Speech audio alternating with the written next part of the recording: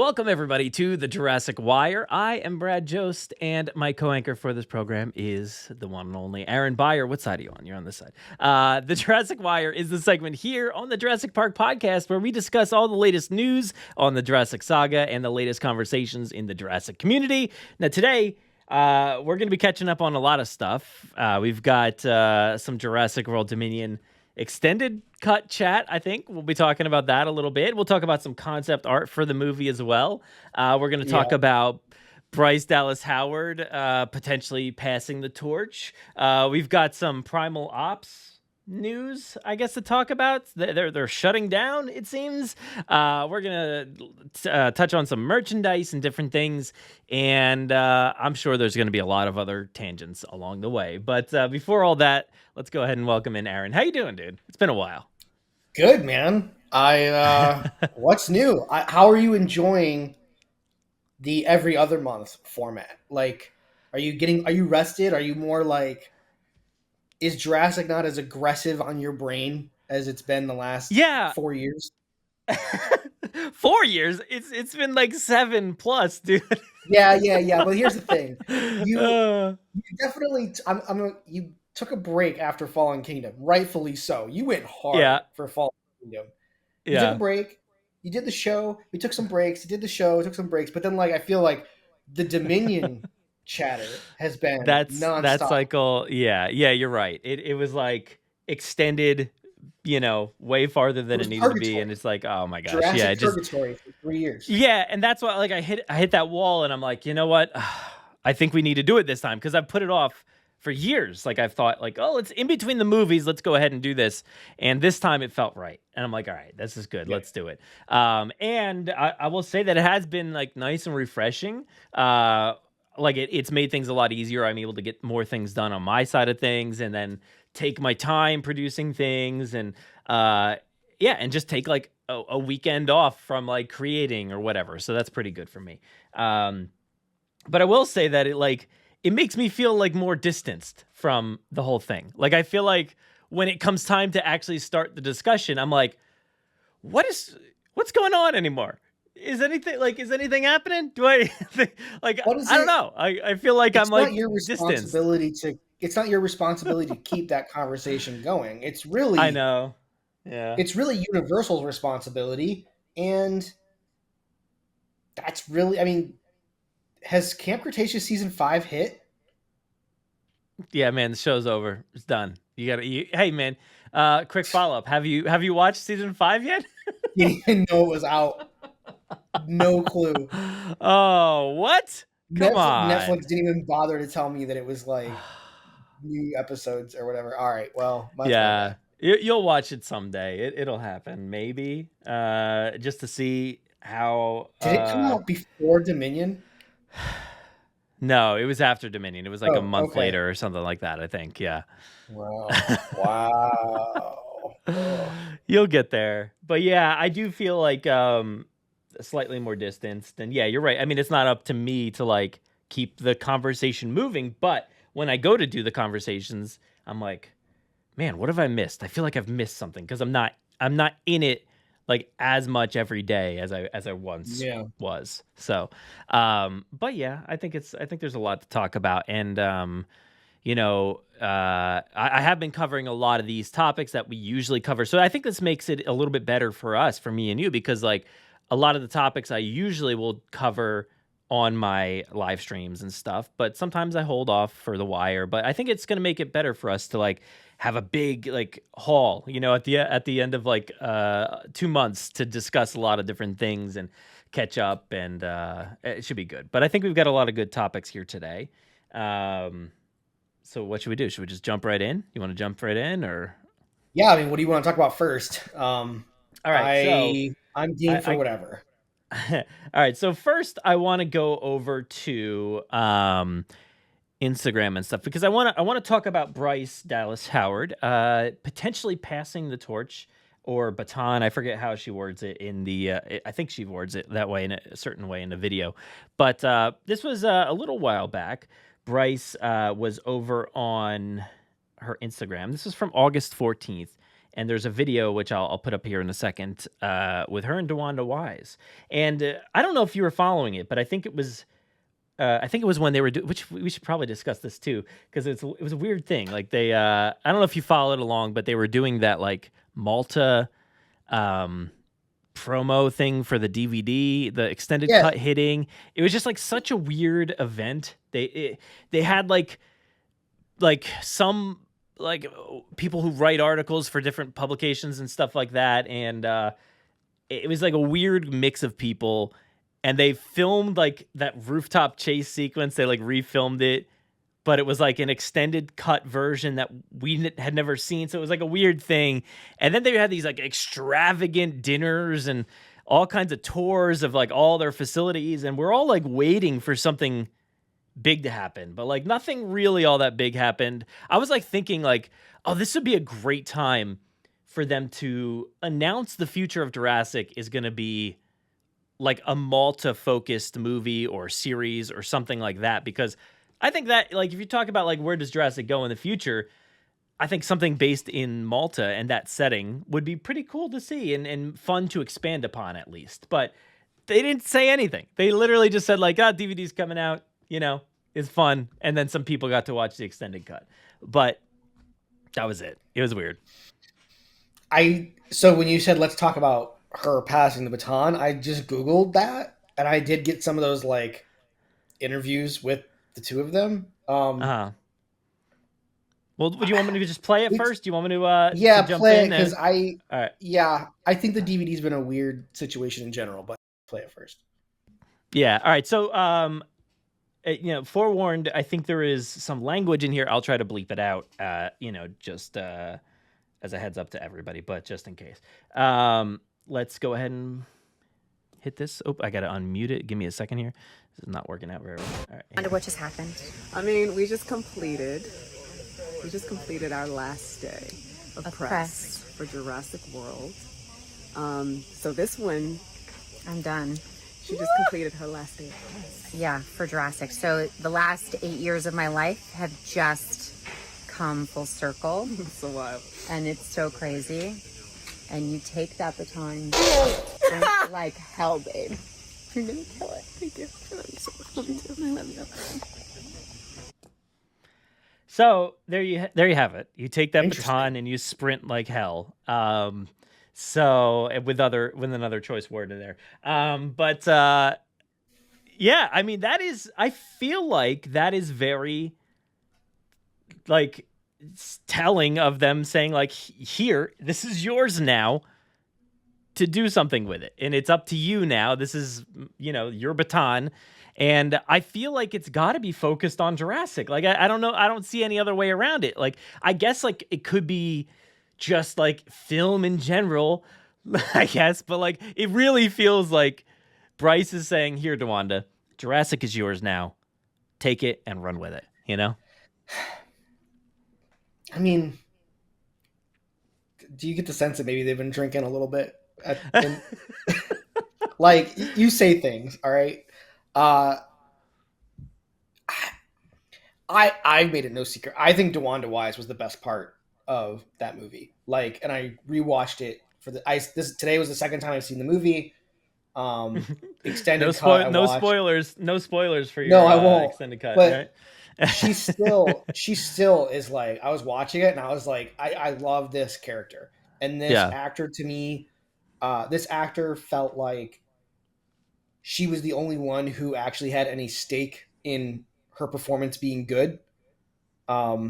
Everyone else, I felt, especially like legacy cast, I was just like, they have no stake in this franchise. They're just here to collect a paycheck and like do the lines or whatever. I just felt like the movie veered away from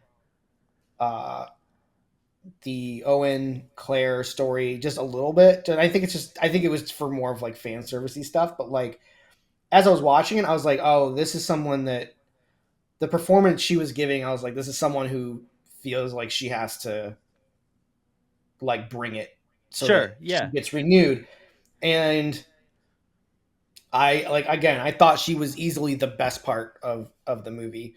So hopefully, I do then go like, well, then why are we calling this the end of the Jurassic era? Like, to me, the next wave of the Jurassic movies would be a completely different time. Yeah. Maybe we should add that on as a conversation piece here, because like I feel like maybe we should put a pin in this for just a minute, because I feel like there's a lot to say on that. But we can talk about it after the extended edition thoughts, because I feel like my thoughts on the extended edition kind of lead into maybe what should have been or what should come. But yeah, I again, like, this is a character that I want to see more of, but I don't know if, like, when you tell me that it's over, and to me that like Dewanda Wise would be like a carryover or a spin-off. Yeah, and I didn't think that's not the end of the Jurassic era then now, is it? No. See, there was a rumor a while back that Dewanda Wise and Mamadou Ache were going to be like the future, of the stories.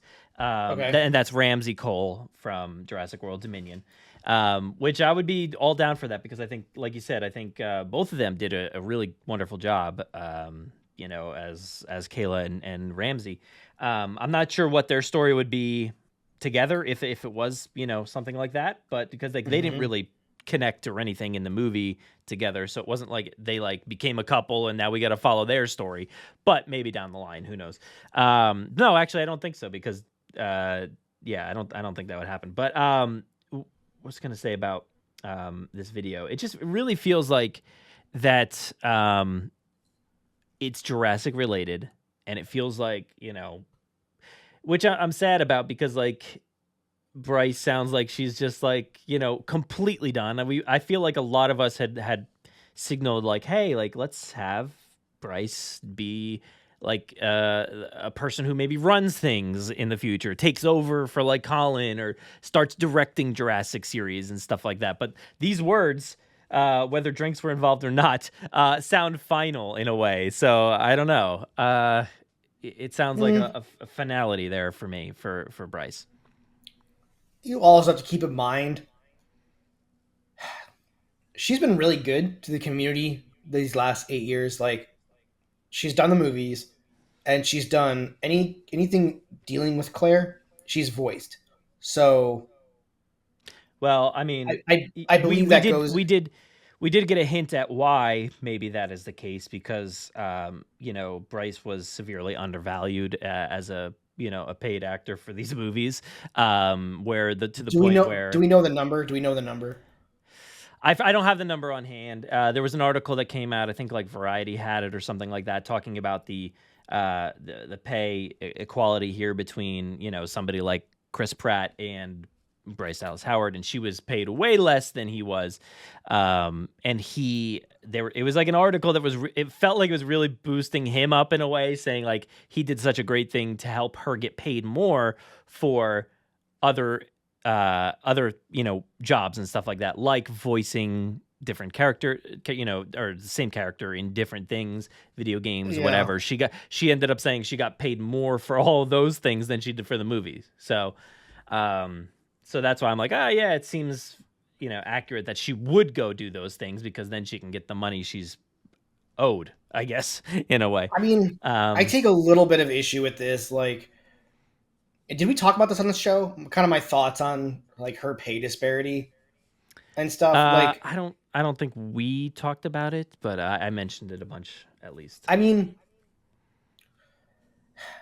pay is always negotiated in a vacuum. When I take a job, I don't know what my peers are making necessarily. And I also think that when this all went down and they signed up for their trilogy, I don't think she had the star power. I mean, Chris Pratt was on a weekly comedy show.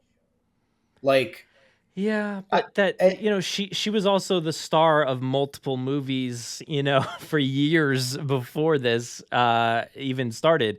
So I feel like her stardom was way bigger than his. If I don't know, maybe, but it's hard to judge that. I think, but she's been. I also The Village, Lady in the Water, Spider-Man 3, whatever else, I'm not too sure. Jen, what else was she in? Do we have Jen? Let's call her up. But I feel like her cachet was pretty high as well, where she should, and you talk about like things are done in a vacuum or whatever, but I also feel like, hey, Universal, pay her what she deserves, like let's pay her what she deserves here, because she is like the main storyline in these movies. Like, it's really like, I know Owen is always the face of everything, but like for so much of it, maybe less so in Dominion, but like for so much of these movies, it was her, story that we were following. I mean, I get, like, I understand the gender disparity gap, like, for sure. Like, I'm not necessarily deeming that appropriate. I look at like where she was in films, and like, honestly, like, you say star power, like The Village, like, I don't, okay. Like, I don't consider that a movie worth paying someone for.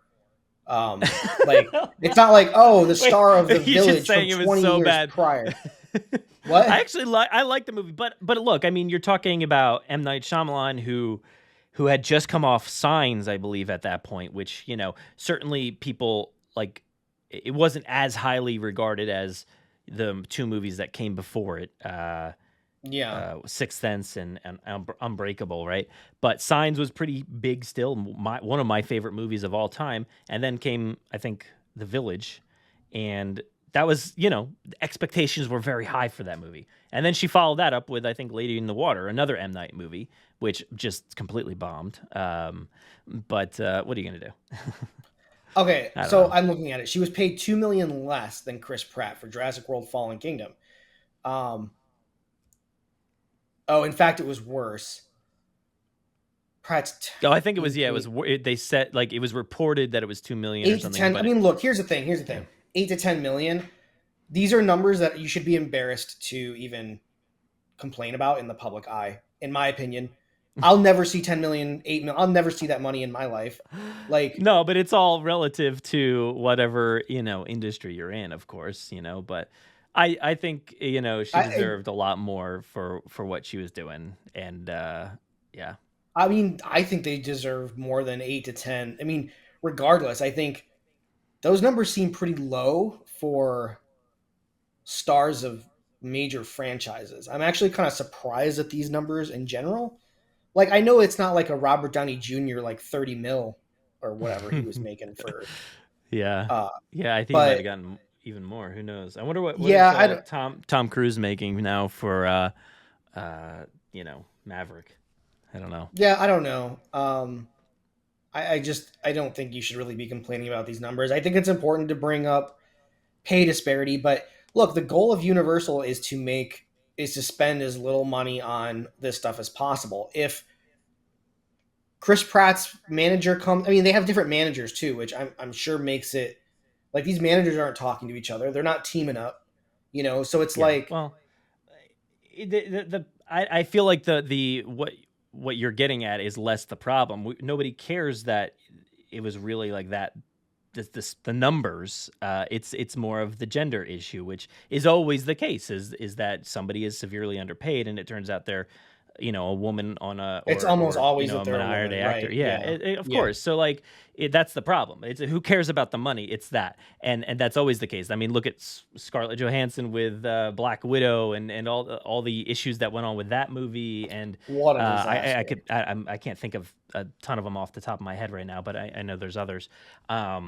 But yeah, anyway, let's go back to the main point here. Okay, is that maybe, hopefully, Dewanda's paid appropriately if Dewanda, becomes the new face of the franchise. Let's hope so, because like you said, I agree, and I think she did a wonderful job in this movie, and I really like the character. I think there's a lot of places to go with the character. The character is, it's modeled directly off of a male character that we have all known and loved forever, which is Han Solo. It's directly that character, even the story arc and everything. But I hope we see more of this character in the future. But I want to take just one more listen, just to kind of see one more time here. Okay. I wonder what just happened. I mean, we just completed our last day of press for Jurassic World So this one, I'm done. she just completed her last day of press. Yeah, for Jurassic. So the last 8 years of my life have just come full circle. So wild. And it's so crazy. And you take that baton like hell, babe. You're gonna kill it. Thank you. I love you so much. I love you. I wonder what just happened. I mean, yeah, I definitely feel like. I wonder what just happened. Oops, sorry, let me mute that. I definitely feel like that was for Jurassic related. So hopefully those rumors are true, and maybe we'll touch on that more, or we could touch on it now, because I don't necessarily feel like it. I think we can talk. Yeah, it just feels like. Yeah, it's definitely not over, of course, but I feel like you were talking mostly about, tying things to characters and stuff like that. And, I don't know where they would go. I mean, we've probably brought up a lot of like solo stories and things that aren't related, which is perfectly fine. Like they can definitely do those solo stories that aren't related, which I guess Dewanda could do in her future of Jurassic, if that's the case. But there is that like little tie to the Jurassic history. So I don't know. Like, is that enough to say there's a conclusion, having Dewanda pick up and go from there? Or is that little tie too much for you? I would just like them to admit that they chose poorly for their marketing for Dominion. Well, I would love for them to admit that. I would love for them to come out and be like, look, we made mistakes. All right. Because here's the thing. Yeah. There's been a lot of mistakes for the marketing, for sure. I want a movie with Omar Sy in it. Like, where, like, I want that. Like, I was, watching Dominion today, and when his scene comes up, I'm like, hell yeah. Like, this guy was awesome in Jurassic World, and he has a really great sequence in Dominion. And I'm just like, what happened to my dream of the buddy dinosaur cop movie with Owen and Barry? It never happened, and it's never going to happen because we're done with the Jurassic era. We can't possibly bring Chris Pratt into another movie now, for $50 million. We could bring in that one guy. What was his name? The guy that was also in what's Wonder Woman. Do you remember him? The guy who was like fake Chris Pine. He did not get spit on in this movie, I don't think. But what was the name of that character? I have no idea what you're talking about. So in Jurassic World Dominion, there was an undercover agent who was within Rain Delacourte's crew, right? And he turned on him in that one scene. I forget what happened to that guy. But what I'm saying here is, let me get to the point. Are you talking like... Dude, this guy have a name? I kind of know what you're talking about. I'm trying to talk and look up at the same time, and it's just not working. I brought up Wonder Woman because this guy was also in that movie, and I have no idea what the guy's name is. Christopher Polaha? Oh wait, was he the guy in Wonder Woman 2 who she's like nice sweater or something? Yeah, he was the guy who like. She saw, I forget how that movie worked, but like she like you know what I mean? Like, oh my gosh, he was that the guy. Weird body snatcher like angle of that. He was film. that guy. Okay. His name is Wyatt apparently in this movie. But imagine a movie where like, or a TV show or something like this could be like the future of the franchise. Could be like this guy also. Omar Sy, however you say it, and Franklin, Zia, and who else? We have Jake Johnson. I'm mixing the real people's names and the characters' names. Terrible. That's fine. But you know what I mean. Have all of these characters who work like with the CIA or whatever they were working with, and have them track down mysteries and things, or maybe the overarching story is they're trying to track down Soyono Santos. Maybe she got away or whatever, and I forget what happened with the character, to be honest, and I watched the movie yesterday. But something like that would be really cool, and that could be the future of the franchise, but also so many ties to the past. So I don't know, like, and I've talked about it before, but like, a movie or something that is from Maisie's point of view, and it's like you could have Isabella Sermon again as Maisie, but also you could have the actress that portrayed like the older Maisie, because once Isabella Sermon grows up, she becomes this other, woman who played Maisie. So there could be a story like that in the future. If we're going to do that, I want Isabella Sermon. Like, I'm okay. Look, you can easily spin it like the DNA was changed enough that Isabella Sermon is not going to grow up to look exactly like. Because that was a whole plot thread in Dominion, is that Isabella Sermon is no longer that woman. Her DNA has been changed. Sure. Yeah. Yeah, so, but did it change it? Like, so she's like gonna grow up looking like a different person? Yeah, of course. Why not? I don't know. I guess, is that how it works? And look, I don't think they would need to do that. I think they could just cast this person that's already been cast in the role. Which I don't see her name here on the IMDb right away. Apologies. Right, that's how important she was. She's not even on IMDb in like the top 20 names. In the top few, yeah. Elva Trill. Right? Is that what it was? Sure.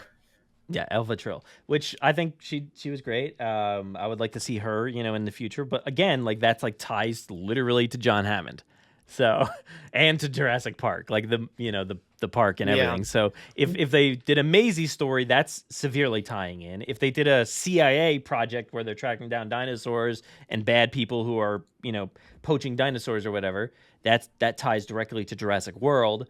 If they do, which I think if they do this like a Dewanda Wise and a Mamadou Ache movie or something, that's the least amount of ties because like they just came into it.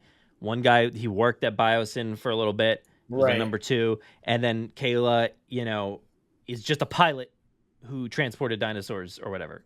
So she really has the least amount of ties, other than the fact that she interacted with some of the legacy characters and. Hey, at this point, are Owen and Claire, are they legacy now? In that case? I guess. I mean, sorry, and there's something going on my phone. I guess they're legacy characters at this point. I just don't know anymore with this franchise. The marketing has made it all so very confusing to even discuss. We were talking before the show about Marvel, and here's my opinion. Jurassic, take your time, figure out what you want your next story to be, and take your time to make it good, because while I think clearly like there is some sort of plan, I don't think the content has been very strong coming off of Endgame. Like there's been some wins. I mean, the lowest of the lows are not like, it's not like awful by any stretch of the imagination, but like, I didn't love Eternals. I thought it was rather like, I looked down like halfway through Eternals and I was like, are you kidding me? Are you kidding me?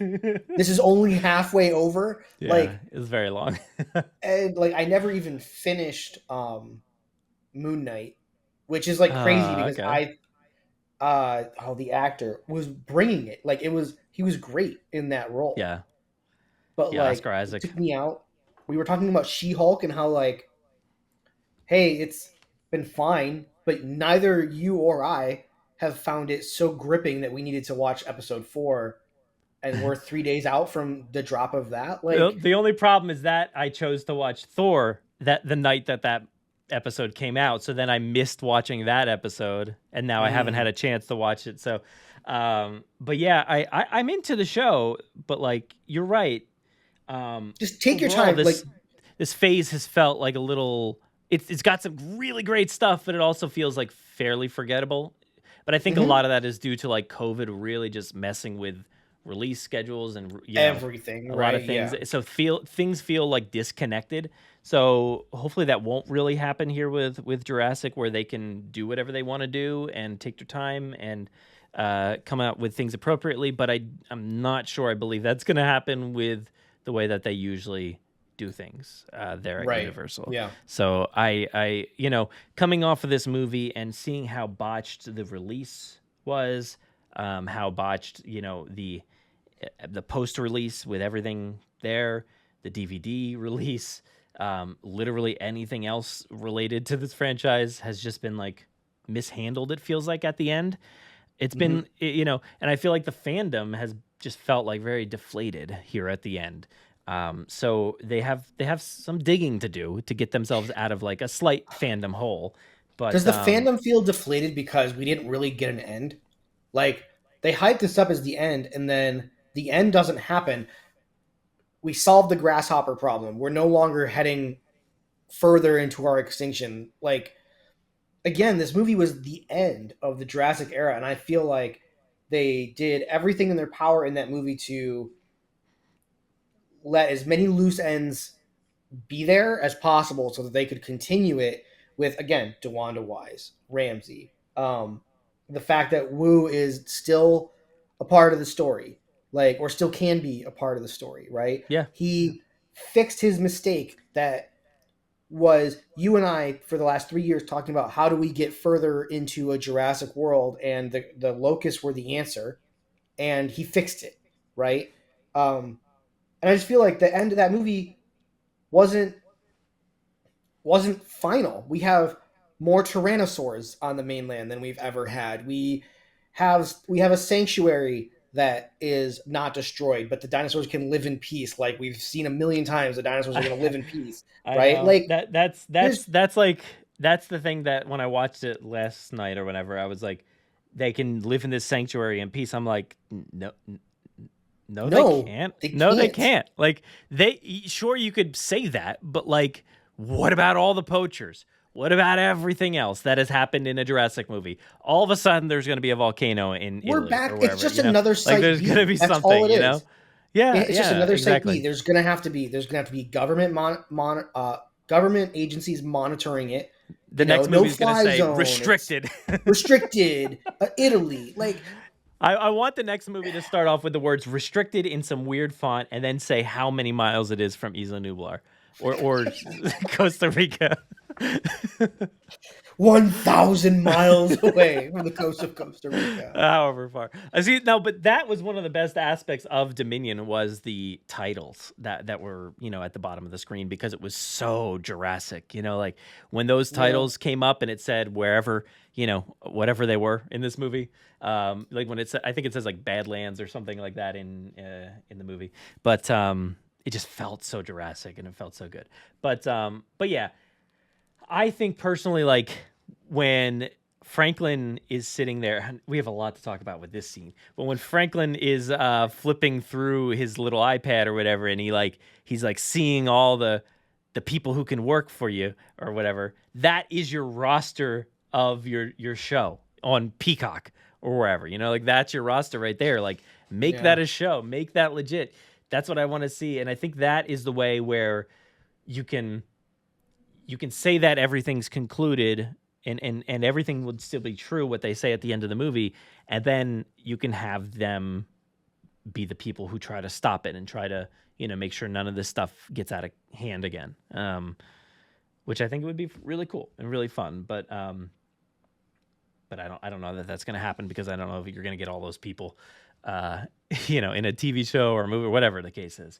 But yeah, I don't know. I mean, Hollywood loves TV right now, and they love Universal doesn't care. No, well, Universal doesn't care about anything.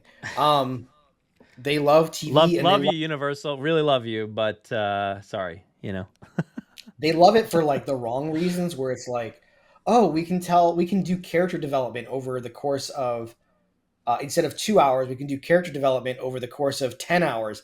And then but that's like the extreme opposite. It's like, dude, you're doing character development for 10 hours. Like, you gotta have some kind of action in this Marvel show, But I digress, man. I don't know. Like, I'm happy for the rest. Let's give it a rest for a couple years. Let's let everything kind of settle. Hopefully they're working on something.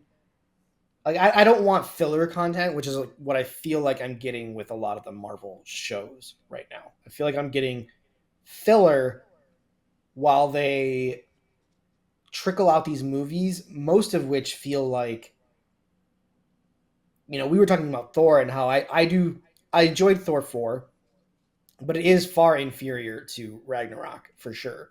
Mm-hmm. And I'm comparing those two because it's the same director, same core cast, right? It feels like everything that's like a movie, it's like they're just trying to figure out how to like kick out the old circle of Marvel characters. And like, honestly, I'm not digging the new ones. So like, I'm like, please keep the old ones like as much as hard. You can. We're so attached to these characters for the past 10 years, right? That, you know, when they want to, install a new group, you're like, I don't know. It's, it's hard. It's really hard. But I think it's been a not like a very generic setting of the table. Like we're really not seeing the pieces yet. I hope that by the time phase 5 or whatever comes around, like we'll see the pieces a little bit better. But right now there's like 14 different starts of the multiverse. We're like really confused as to what's happening. Random movies don't tie into anything and are prequels that, you're like, when is this set it? And the rules, and the rules are so like arbitrary. Like Peter Parker looks different in every universe, but Stephen Strange looks exactly the same in every universe. So what does that mean for someone like Mr. Fantastic? It means that there was not a Stephen Strange movie in the Raimiverse, But but I think what was I gonna say? I don't know, but I don't know. I think we're seeing it. They just announced a bunch of stuff at D23 of them, seeing some of these pieces come together. We just saw the Thunderbolts is going to be happening, and it's going to be a lot of these characters that have just popped up, just recently. So it'll be cool to see them come together in different. So it'll happen. It's happening very slowly, but the thing is, like, Jurassic's not doing that. And I complained about it recently, whether it was on here or live stream or something, but like that Ghostbusters thing that like, it was like a stage presentation where they announced like animated shows, movies, all kinds of stuff. And it was like, and we're also in the world where like they're filming like Kong or Monarch TV shows or whatever, and Godzilla versus Kong 2. And we're like, where's the Jurassic one? And Marvel's got 10 series out already, and like literally everybody out there is making stuff. Everybody is making stuff for their content. But Universal's like, nah, we're not giving it to you. You're not gonna get it. So it's weird. It feels so weird, and like I hate to complain about that, but it just feels like, and it's not that I'm just starting to complain about this. I've said this literally from the start, back in 2015, start of the World franchise, that like, why are we not making these things now? Why are they not happening now? And here we are 7-8 years later, and they're still not doing it. So surely Mattel wanted the license for more than 2 movies. Like, I'm sure, yeah. So there had to have been a sales pitch to Mattel, or I don't know how like taking a license from one company to, I don't really know how that works, but like someone at Mattel surely was like, we need to sell toys. Like that's been the business model of toys for decades, has been produce some kind of content to sell the merchandise. That's a great point, because like just on Thursday, the same day that everything else came out, I think, or whatever, Thor and She-Hulk, and they came out with a Cars TV show, Cars on the Road, with Lightning McQueen and Mater and the whole cast, and then they're going on a road trip, and we watched all the episodes already. It's like 9 episodes, and literally you can go to Target right now and buy the toys for that TV show that just came out on Thursday. And it's like the synergy is wild. And I'm sitting there watching this show, and I'm like, I know why you made this, so we could go to Target. That is why you made this. And I don't care. I don't care. Right. Yeah. I was like, I'm here for it. The show was great. It was a great show. It was a really fun show. And the toys are awesome. We collect them in this house. Like, my son loves all the cars. So we pick them up like all the time. I've got a stockpile of them for when he does something nice or good. I'm like, here you go. So, I know what's going on. I'm not clueless as to why they're making this content, but like Jurassic's like, No, like we're just gonna make toys, and it doesn't matter. Like there's not gonna be anything attached to them. Right? You've never seen this dinosaur in any one of our movies, but here's the toy. So let's transition here because I feel like we're beating a dead horse with this one. But let's move on to merchandise. Let's just go right into this and skip since we're starting to talk about toys and things like that. Okay. So let's start with Mattel or anything that maybe you've seen or picked up. Is there anything out there that you've recently seen or spotted that you're like, oh, I had to pick that up, or I need to pick that up? What's it been like for you? Like, because I know since it's been a few months now that you've been here in the States. So you've been able to go to Target and places like that, like, I don't know how regularly, but like if you're anything like me, we're going there, every week, every few days, and spotting the Jurassic stuff. I literally go down the aisle every time, and I'm like sitting there like, I'm gonna find something new here. I know I am. The Jurassic aisle has not really changed. We got the wave of like, it's a sauropod, but it's like a red and black sauropod. Let's see if I can go into this. Is it a video? I don't know. I have the Ampeliosaurus. Yeah. Okay, so I have that one. I have the Megaraptor, which I got at Kohl's. I have one Iguanodon. I did not have that. Megaraptor looks pretty cool.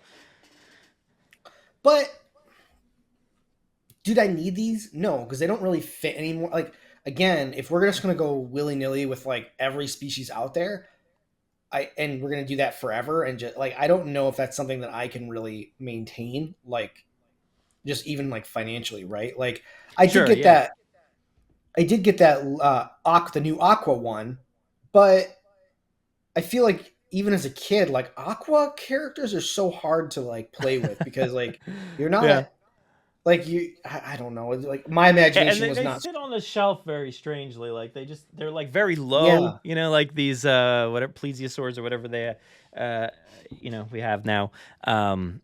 You're right. It has been a bunch of like things that are not tied to anything. So I would agree that I think it makes it less necessary. And if I'm going to be getting things like this every 3 months, I'm like content. I'm content rebuying dinosaurs that I already have. If they're of a better quality, they were in the films. Like, I almost would rather spend money on like, I'd rather have 2 more of these than like a Megaraptor, I guess. I was so upset. People were posting like Hammond Collection Parasaurolophus, $2, like, these crazy deals on this thing. And like in my town, it was always $15. Like that was the lowest it ever got, was like $15. Really? I mean, I don't think I ever saw that. I will, and I'll also say I'm fairly disappointed with the Hammond Collection trike. I think it's the sick Triceratops is not the Triceratops to model your toys after. The Triceratops to model your toys after is the Lost World one, where it's standing in full, like that CG version is so incredibly good. Like, this does not look at all like that one. This looks like the sick Triceratops. Like they just kind of like took the proportions and that's how all of their Triceratops toys have been. I did that same thing where like I tested it on my shelf as a laying down pose, but like it just looked like garbage, like laying down on my shelf when everything else is standing there. And I'm like sitting there twisting the legs, bending them to make them look at least like they're slanted to the side or something. And so it worked. Like you're able to make it. But I didn't like the way it looked on my shelf next to a T-Rex that's just like, So well, it's also for small. It's the size. Yeah, it's the size that they can never get the size right. Triceratops is big. Like that's a big creature, and it feels like a small pet for these things. Like it's way too small. It's funny because like almost every major museum you go to, Los Angeles had this. I think maybe Toronto had this. I know for sure LA, like, and every TV show that goes to a museum, they're at the Los Angeles Natural History Museum. And it's the T-Rex versus the Triceratops. And these two things look evenly matched. Like, sure. You think T-Rex and you think Predator, but like when you see it fighting a full-size Triceratops, it's like, oh man, maybe not. And trying to look to see if here's my pictures. I wanted to see if these Triceratops toys they keep producing are so small. Yeah, I just pulled up one of my son like standing near a Triceratops, and just like look at how big that is. Yeah. Of course, my son's small, but like that's a massive Triceratops there. Like, come on. It's more of like, I don't know. I feel like a Styracosaurus or something smaller. It's kind of like the Styracosaurus is tiny that they've made.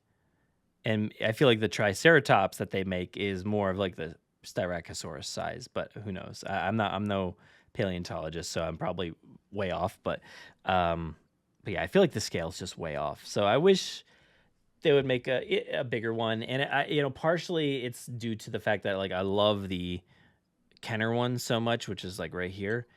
But it's it is way too long, but like it just feels much bigger and obviously the proportions are weird, but I wish it was a little bit taller and a little bit bigger because it just feels way too small. Yeah, I agree. But no, I mean, otherwise, I did pre-order that. I pre-ordered that 3-pack because I did not buy that T-Rex. And I mean, well, first off, of course, I wanted Ellie, but Ellie herself is not worth $140 or whatever. But I don't have a Giganotosaurus. I knew I didn't want more than one because I didn't think the toy was great anyway. So I'm getting my Giganotosaurus. I'm okay having a second Therizinosaurus. And the T-Rex, I'm just going to give to my nephew. Like, I have no desire to have that. It's just the Hammond Collection T-Rex. Like, right. You can't beat it. You posted on Instagram today, I think, right? And it's like, this is the best T-Rex toy ever made.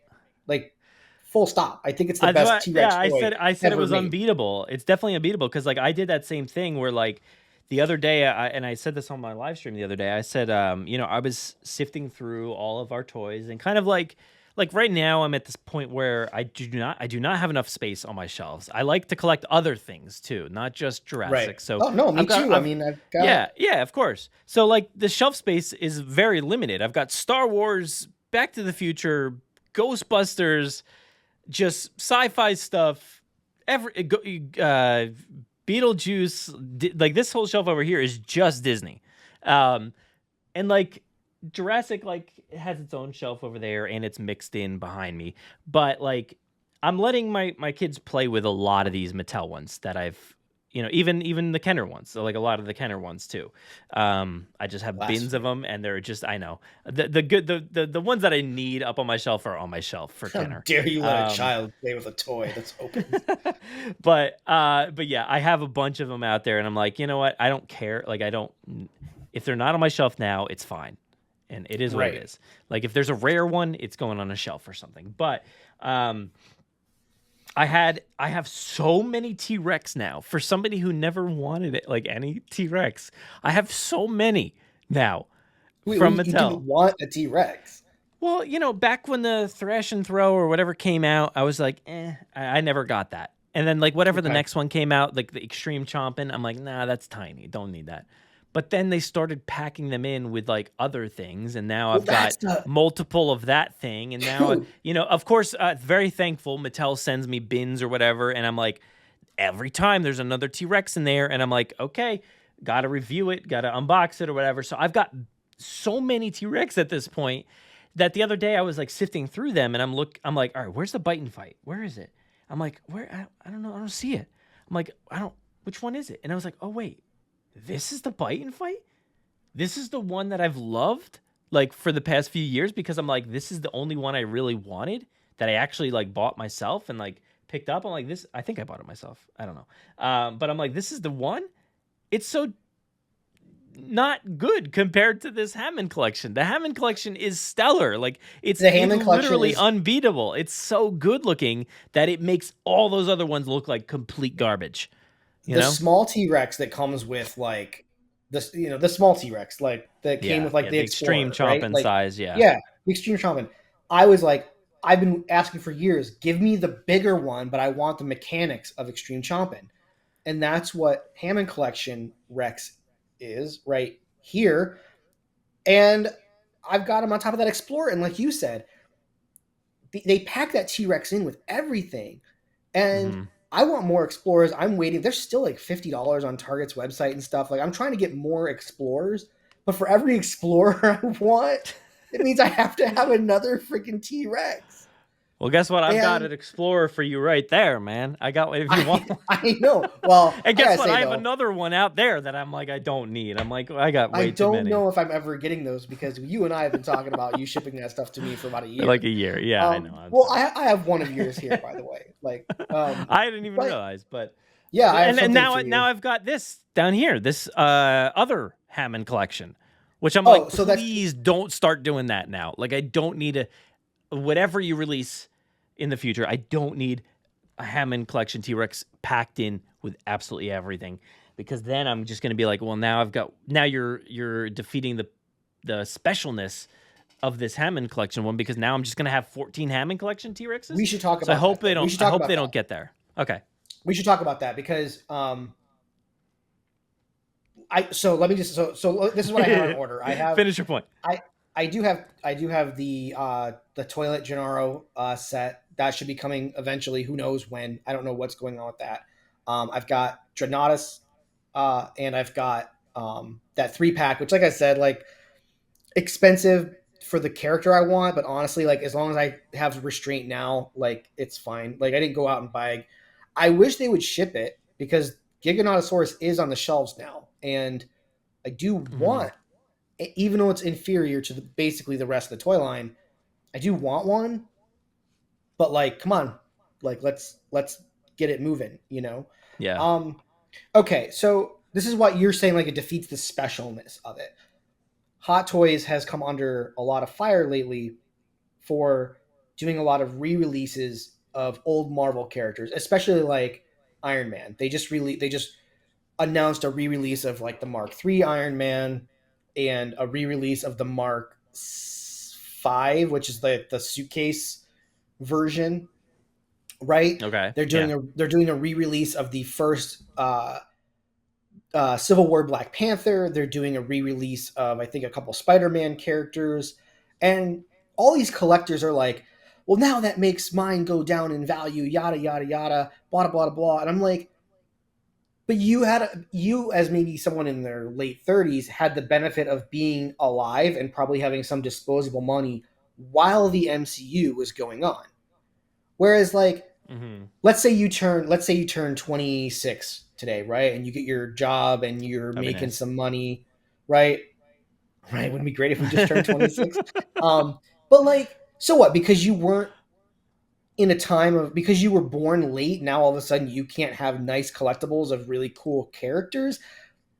I don't buy that mentality. Like, I think the Hammond Collection Rex is fine to release everyone, but like, not like you're saying, like with everything, but like, surely the Hammond Collection Rex could not be the final version of that Rex. Doesn't that seem unfair to someone who gets into Jurassic like in 3 years? Sure. Yeah. Yeah. Definitely. I mean, that stinks. It would be nice if like Mattel had like a website where you could go and buy things or whatever, but like, you know, that's not going to happen. Yeah. But yeah, I understand what you mean. Like, it would be nice to have it available in some form or fashion in the future for somebody else, but just keep that original one out there, or make that one readily available or something. But yeah, I just don't want it to become a standardized Rex where, you know, it's just, especially coming up here with the 30th anniversary. Like, I don't know what they're going to be releasing, but like, I don't want it to be packed in with like every little thing. You know, I want, you know, say for instance, they come with like a visitor center or something in the future with the Hammond Collection. And you're like, I don't want you to just put a T-Rex in there just to make it, you know, $40 more. $40 more. You know, like, please don't do that, because that's what you were just talking about with that Ellie set. It's like, I did not pre-order that because I'm like, I don't need that Giganotosaurus. I've already got 2 Therizinosaurus. I does it come? You said it comes with a Rex. I think I have that. It comes with that Rex that came out like that was the problem. That was the whole confrontation of that set, was that they released all 3 of those figures individually for the movie release, and then after everyone bought all of them, they released this thing with the Ellie figure. And like, again, I knew eventually I was going to get a second Therizinosaurus. I knew that because I'm weird. I don't like having one of these animals. Plus, it's a great animal and it's a great toy. So please, it's a great toy in general. Like, they didn't put the Giganotosaurus on the shelves in the States for the movie, which was like weird. Like, why did they not do that? So by the time that gets announced, I don't have of the 4 figures, I only have 1, and I'm just like, okay, like fine. But I know like I can't really go out and buy those figures individually. Yeah. Right now I still have not opened my Ceratosaurus. I still have that in the box. I have so many from like I've opened up, I think, everything that really pertains to the movie except for like the Kets. I didn't open that yet. I never got a Ket. Oh no, yeah, I gotta open that one. But that's like another hard one to put on a shelf or something, like to find a good spot for it. It got to the point where like I think for me, I'm like, if it doesn't pertain to anything, or if it's just something I'm just not totally sold on, like I just don't need it right now, because I feel like I'm at this weird place where like I like the Hammond collection a lot. I think they've done a good thing there. I'm still got feelings over the Amber collection stuff, but like I think it's a pretty good line. But I'm torn because like they're still releasing non-Hammond collection humans and Hammond collection humans, and I'm like, what are we doing here anymore? Like, why are we re-releasing like a special pre-ordered thing, like a Sarah Harding thing that's not Hammond collection? Is she not Hammond collection? No, they're just regular 3 3/4 inch figures. But at the same time, those figures, put them side by side. If you take Ian Malcolm and put it next to the 3 3/4 inch regular Ian Malcolm, roughly the same. And it's like, yeah, maybe his legs bend a little bit more or something, or his arms or something. But like, to me, I'm like, it doesn't matter really all that much. I don't really need all that stuff. But I don't know where I stand, to be honest. I feel like I was trying to explain it the other day on the live stream, and I was like getting myself confused, where I'm like, wait, what am I trying to even say here? Because like I don't know what I want, because like I think I just want them all to be Hammond collection. I don't know why we're releasing like different things at this point. Like, just like the price is not really that different, I guess. Like, what is it? $11.99 or something versus $7.99 or whatever. The prices are roughly the same, but we're also having to pay, because right now they're really not. I don't feel like they're not releasing humans on their own, right? Outside of Hammond collection. So you end up paying the same amount or more for a regular human because it's packaged in with some dinosaur or some vehicle or whatever it is, So, it's impossible to get something for less than that. So I'm frustrated because like I feel like Hammond collection has come in and is like, it's just becoming the line that I want, and that's all I need. Right. And it making me feel like I don't like, what do I need all these other things for if this stuff is so much better? And I don't know. It's like a weird. It's a lot better, dude. To be in. It's so much better. So much better. I have an issue with the way they've been handling humans. I think we came to the realization during Fallen Kingdom, right, that they were going to have to pack humans in with dinosaurs. I didn't think they would go as far as to like be like, you have to package them in with $50 dinosaurs. I thought packaging them in with like a $15 dinosaur would have been sufficient enough, like make a $20 pack, But like, and then I haven't opened her yet because I'm debating. I guess I really should. I'm having a weird thing where like I think the packaging on some of these things have been so good that it's like a shame to open them. Yeah, I know. I know. But like Sarah Harding is a really good example. Roland Tembo actually, okay, these are actually two great examples of what to do and what not to do.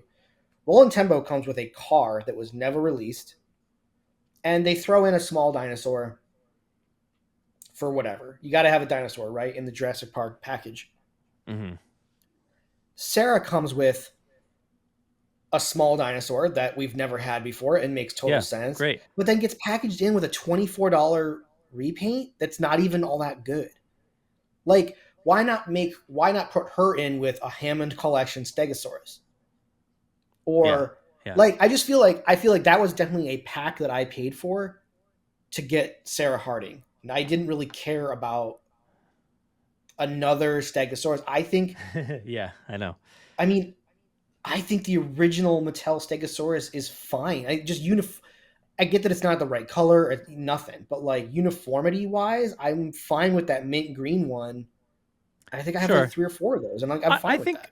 I think the Sarah Harding one is probably outside of that, like gray or whatever color it was. That gray one's fantastic, gray and black. This one I think is like one of the best ones as well, like the Sarah Harding one. But like at the same time, I have 14 other Stegos that I'm like, I talked about that bin that's out there for the kids.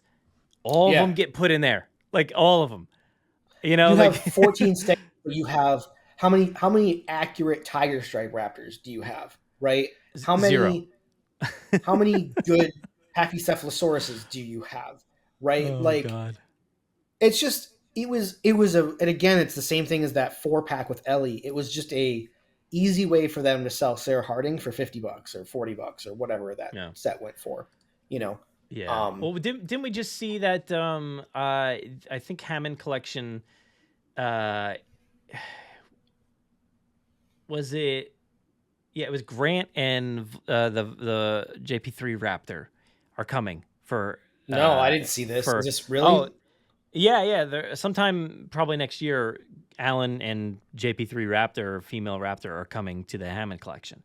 So very cool. Very cool. But I'm worried based off of what they made previously, which is like that set that like I feel like not a ton of people were able to get because it was like impossible to find or whatever. Like I never got that, but also like it doesn't look like I want it to look right. And I feel like they don't care about their Raptors too much. So I'm interested to see like the Hammond Collection. The Hammond Collection regular JP Raptor looks great, sure. But when they start going to other things, like I want to see what they can do. Obviously, the Amber Collection JP3 male Raptor was fantastic. Like that looked really great. So hopefully they can do that with the female Raptor, and it just doesn't look like some generic, like, Well, and it can't because the female Raptor is so different. She's got like the ridges on the nose, and like I don't know. She's just so much. To me, she's like a lot different than the. Yeah, it's just sinister looking. The basic Raptor, Yeah, so I'm hoping that that's going to be okay. I don't really know, but yeah, and then I think they're I'm looking at Collect Jurassic's website right now, and they've got like the concept or Lost World Geosternbergia, Pteranodon kind of thing, and Kylosaurus Concavinator. Like, why is there a Concavinator coming out for Hammond Collection? For Hammond Collection. I mean, that I'm sure it will be a beautiful looking thing because I really love the Concavinator that they came out with prior to that. But like, I don't know why. Why are we getting that? Like, so they can. So many other things. They don't have to reuse. I mean, I think the trike is a perfect example. I mean, like, this is the same ZBrush sculpt as the generic toy. They've just gone in and added to it. Yeah, which is like easy to do. Like you're holding it right now, and it looks the same as the other ones, like the noise making ones or whatever. So again, rather than go back and look at reference of what the Stegosaurus looks like standing up, they were like, well, let's take the model that we've already made, let's cut it in different spots, and let's add the ridges on the top to make it a Hammond Triceratops. Mm-hmm. And like that's what they're gonna like. Concavinator is an easy one. They have nothing to honor. Maybe that statue at Lockwood, but yeah, they have no reference they have to match. They literally can take the old sculpt, make it slightly better. cut it in a few different spots, add some joints, and like you're done. Whereas like you're right, it's like, why are we getting these and we're not getting we're not getting Hammond collections of even if Hammond wasn't involved with them, like Giganotosaurus, why are we not at least getting the core movie animals before Concavenator? Yeah, I don't know why that's the case. It looks like we're, according to Collect Jurassic, we're getting Muldoon, Pachycephalosaurus, Ray Arnold. Now that's another one that I'm like a little frustrated over, because we had that. I think it was a San Diego Comic-Con exclusive Ray Arnold, right? It came with like a arm that detaches, a cool soundboard thing that, we also got that same soundboard for the Gennaro figure, which was a Hammond collection, but Ray Arnold's not a Hammond collection, but it's still a valuable piece there. But like the specialness comes down a little bit, I think. But we'll see what he's wearing. I don't know what he's going to be wearing. Hopefully it comes with like a jacket or something. I don't think that one does. But yeah, I mean, I'm definitely going to get Ray Arnold. Don't get me wrong. But again, I'm just like, what's the difference here? Like, are we really coming down to like knee joints? Is that really the only thing? And apparently Jurassic Park 3 Raptor, so probably the male Raptor coming as well. So yeah, I mean, that sounds cool. I really hope that's their like Raptors 2023 look really stuff, good. I guess. Yeah. I hope so. I hope they can definitely do the male Raptor perfectly fine, because literally all they're going to do is scale down the Amber Collection figure. It's the same thing that they've been doing, it seems like. So that's fine, because that's a great one. But I don't know. I want some of these things to feel like they matter. But what it is what it is. I don't know where I stand with Hammond Collection versus just regular figures. It's much more easier when it comes to the dinosaurs, because like there's a drastic difference, so right. It's easier to say like, yes, just give me the Hammond Collection ones. But I think, like I said, overall, I've been slowing down on a lot of the generic dinosaurs and stuff. Yeah, me too. I was able to grab this the other day at Walmart, this helicopter thing. But again, I'm getting this just because of the helicopter. Like I have Kayla already, but this one is not, like the collar around the jacket is not painted on this one. So it's like lesser of a figure. And then it comes with this random, what even is it? Rajasaurus. Which, like, why? But there it is. So, I'm there for the helicopter at least. But yeah, I have so much that I still have not opened up, because I'm like, I don't know where to put it. I don't know where to put it. So we'll get there one day. But and it makes me wonder about the 30th anniversary. And for me, I really just want to see like Hammond Collection stuff. That's really all I care to see for 30th anniversary. Of course, the Legacy Collection does have some really cool stuff as well. And the really great, like the Apatosaurus, Brachiosaurus, fantastic stuff. So sure, maybe some Legacy Collection, I guess, but as long as it's good stuff, I guess. But yeah, 30th anniversary is scaring me, because I'm like, what are they going to do? How much money is it all going to be? Oh, dude, money? What's money, man? Just what is money? We do have something here. We do have something here that's already kicking off the 30th anniversary, and that is this Cinema Cat. Dude, how much did you ever find out what this thing costs? I don't know. We'll take a look. But this, which I was like, when I went to the website, I was like, oh my God, this is the first I'm seeing Jurassic Park 30th anniversary. They've got the banner, the dinosaurs rule the earth banner, but it just says 30th anniversary. So that's pretty cool. Like I had never seen that before, so I don't think I have. So I guess that's probably the vibe that we're going to be seeing from the 30th anniversary merch, whatever comes out. But it's very cool to see. We've got a Cinema Cat. It says bringing the magic of the movies home. I don't really know much about them, to be honest. So this is the first I think I've seen. I'm seeing the website. Have you followed them before or no? No. Honestly, I thought the one that Prime Studios or whatever, I forget what they were called. I thought that was awesome. Yeah, there's been there's been a few, and they've all looked pretty great. Like, so yeah, I've been happy with all that stuff. But they're coming out with three things that you kind of stumbled onto it earlier about saying like, oh, does nobody deserve to get this thing in the future? Like, that's what it sounds like with these, that you're not going to be able to get them, I don't think.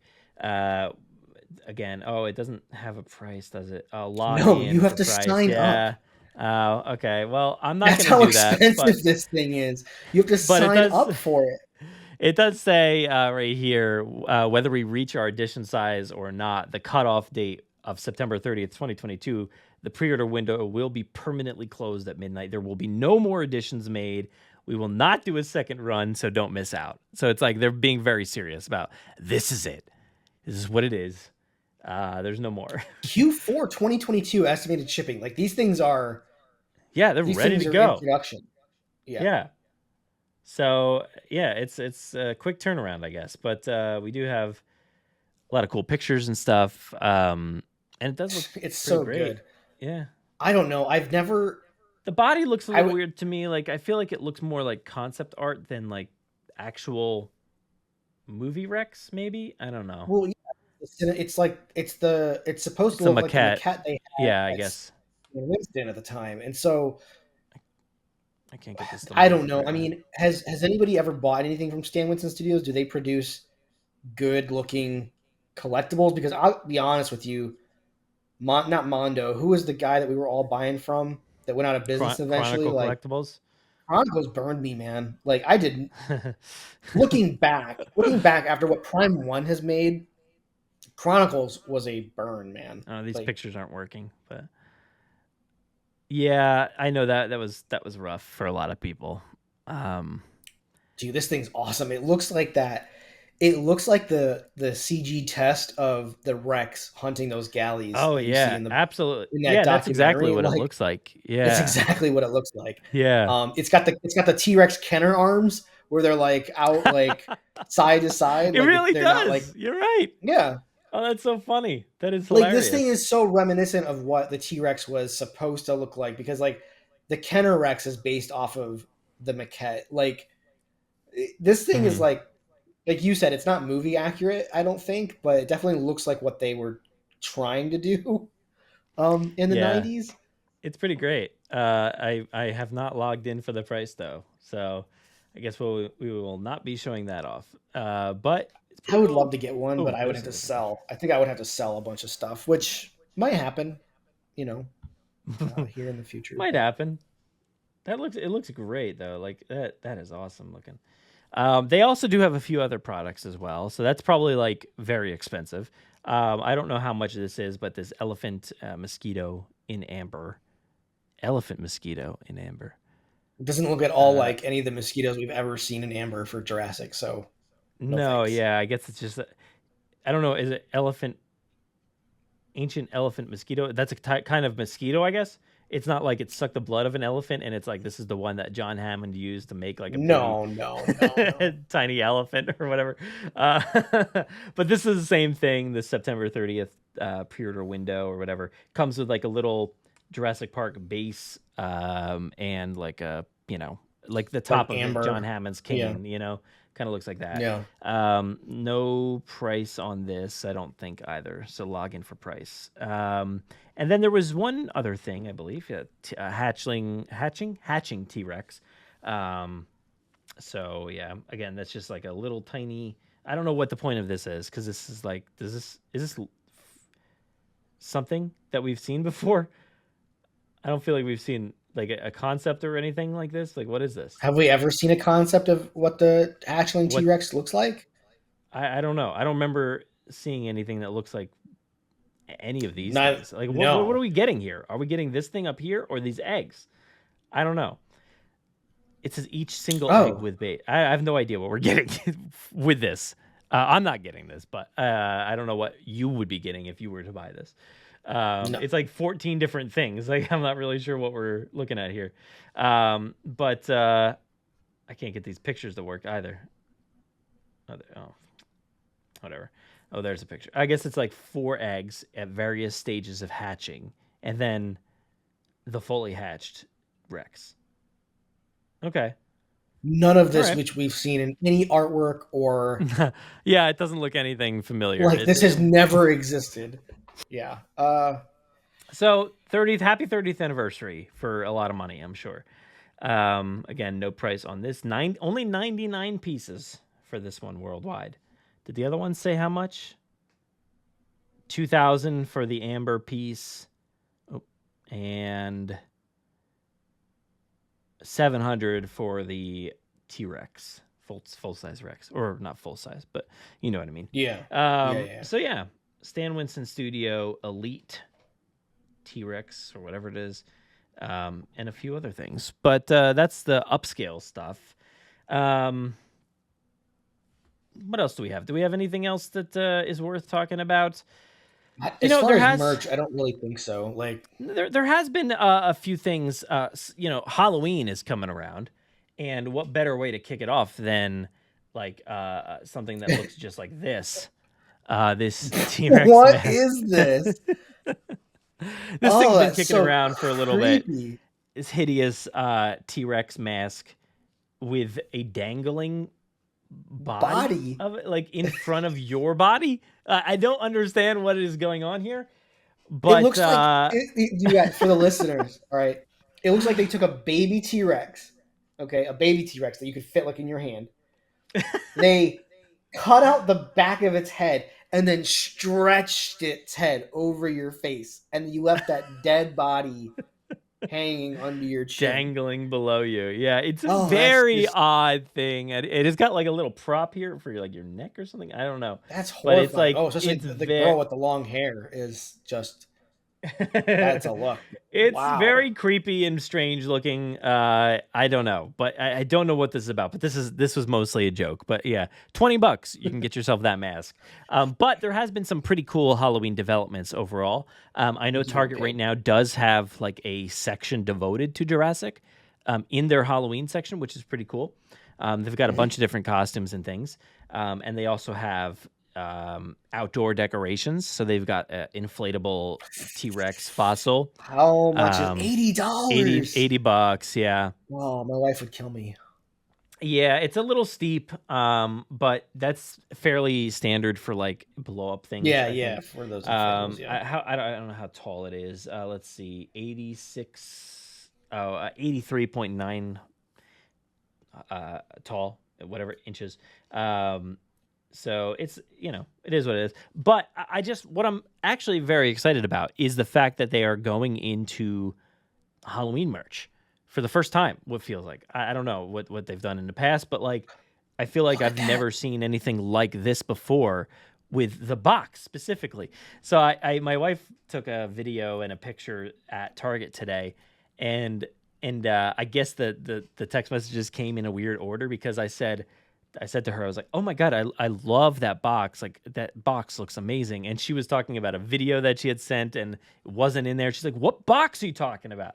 I'm like, no, this one, the one with the blow up thing, because it looks so awesome, because it's just like a black and white Jurassic World logo with a black and white silhouette of the park gates.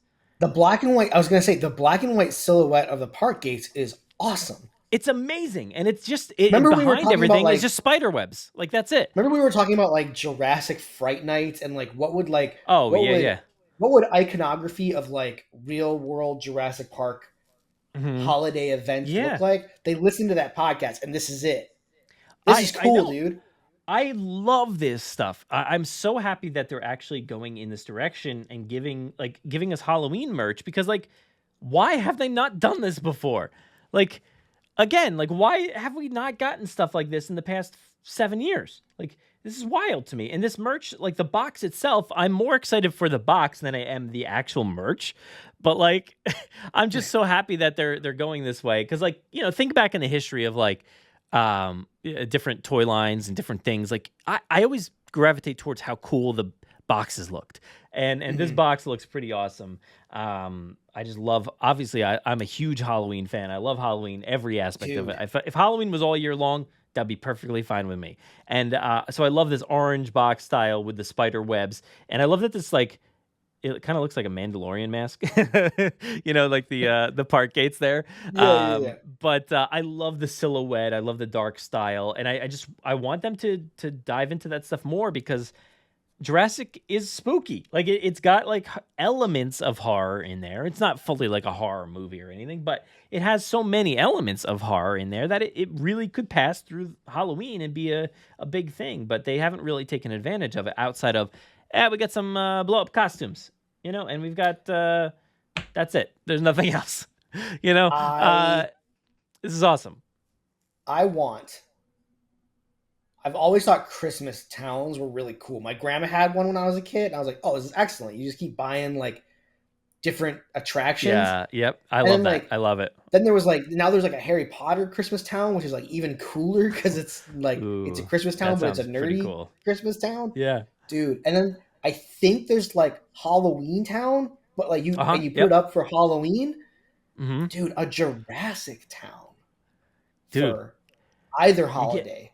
You're getting me way hyped for something that it doesn't maybe exist in the future and never will. Well, here's the thing. You just mentioned that we mentioned Halloween vibes and what that would look like, and here it is. Obviously, I had talked about, like, I literally told Mattel that we needed Gennaro on the toilet, and guess what we got? Gennaro on the toilet. All right. So should we officially do it? I'm gonna lean into my microphone and say, you listening? Licensees, make a Jurassic themed Christmas and or Halloween town set that I can buy different pieces every year. All right, today is September 10th, 2022. I expect this time next year, 2023. Wow. Get to work, 1 year, everybody. 1 year. All right, we've done it. It's official. I love that idea. That is fantastic because you're right. Like, that would be such a cool setup. A Christmas one would be cool and interesting, but like I want the Halloween one for sure.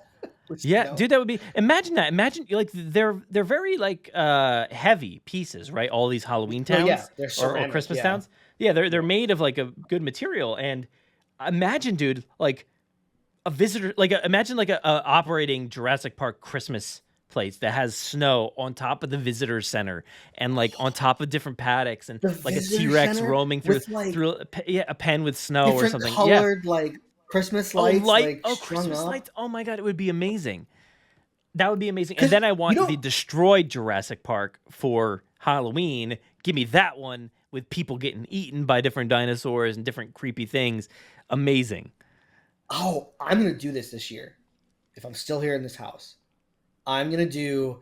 Have you seen the trees, the Christmas trees at Universal Studios in the Jurassic Land? They're so good. Yeah. They're so good. I'm going to do one here. Oh, I did. I beat you to it. I mean, I did one. I definitely did one last year where, so we at some point, we got a fake tree many years ago for our old like condo or whatever. And now, when we moved in here, we had it up here for a lot of years. And then the lights stopped working in like the middle of the tree. So then we ended up getting a new tree. But I'm like, this tree's fine. I don't want to get rid of it. It's like several hundreds of dollars. So I put it in the basement now. So I just got a new strand and just put it around there. And then I put it in the basement. And then last year, we literally took all that bin that I talked about before, just took those dinosaurs and the Snap Squad. Shoved them in the tree. Shoved them in the tree. But the Snap Squad is key because you hang them from the branches. You hang them from the branches. So those are your Christmas balls that are all around the tree. It's perfect. And then you get a Pteranodon or a Ketz, throw it up atop as the angel or whatever. Any of these dinosaurs that have the jaw action, you could probably do it. Any of them, You could probably, for the video, I'm like making this dinosaur kind of like go like limp a little bit, but like just like hanging from the tree like he's like a dog. Absolutely. Like absolutely. The Snap Squad is perfect for it because it's got good grip. Clip it onto that branch. Licensees, and there Brad you go. And I are available. We're available for. We're here. Ideas, brainstorming sessions. As Steve would say on our live streams, he says, "Universal, call your boy." Come on. Yeah, because exactly. And what's funny about those streams is like Steve would say that, and I at some point I'm like, I gotta just stop talking. I gotta stop giving these ideas. You're giving away all the ideas for. Like movie ideas, TV show ideas. I don't know what else to talk about because every time I talk, I'm like, we all have great ideas here, and I'm like, all right, do we keep going or no? Do we keep talking or no? Because Universal is sometimes listening. You can tell. I do. But so. Yeah, we do want this stuff, and I have no means to make a Halloween village.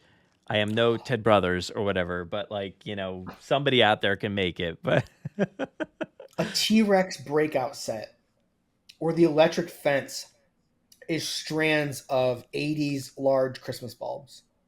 Oh, wow. I like it. And he's just tearing through the strands of Christmas bulbs. Amazing. Yeah. We got this. We got to get this stuff. 2023, make it happen. So, one last thing I want to bring up here. Unfortunately, I got to bring it up, but speaking of the shelves and everything with toys on them, we've got these, which again, this is so if you're watching the video, I've got a tweet here from Collect Jurassic, and Collect Jurassic took a picture of the thing that's on the shelves. Have you seen this on the shelves? It is the Redeem Your Jurassic World NFT. It popped up first off at the end of one of the maybe the most recent Beyond the Gates video, where Chris was like, and we've got a fun or Mattel has an announcement for you at the end of this video. Not really committing to it himself, but saying Mattel's got something for you can check out. And then he had somebody from Mattel say like, hey, we have Jurassic NFTs are here, now. everyone. So, and it's just like, I think like a GIF of like a T-Rex running or something like that. I don't even remember. But on the in the kids section, where the toys are, you've got this scannable feature here, which you can take out your phone, take a picture of this QR code, and it says redeem Jurassic misspelled. There's a missing S. Jurassic World NFT, and it's only valid if you purchase the Hammond Collection T-Rex. Now, I don't know what is the stipulation there. Like, if, say I already purchased mine, am I allowed to do this? I have no idea, and I guess I will never know. I purchased two. Oh yeah, that's true. I mean, I guess NFT? I did. Do they count the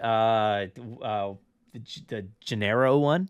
I don't know, but I will never find out because I will never be getting this NFT. So, if you want to know my thoughts and feelings, there it is. But this is apparently, something... I should scan this right now. See, I want to see what it does. I think I can do this right on my phone scanning. Yeah, it worked. I mean, I'll scan it. But here's the thing. This is something that's going to take up. It took me to like a Target Jurassic NFT promo.com. And it's just got different rare, premier, and amber NFTs, I guess. Rare is 85%. I guess you find it 85%. I don't really know. Premier, which keeps scrolling and I can't see it. 10% is premier, and amber is 5%. So for those listening, this is literally, it's the same T-Rex for each NFT. It is lit with a different color.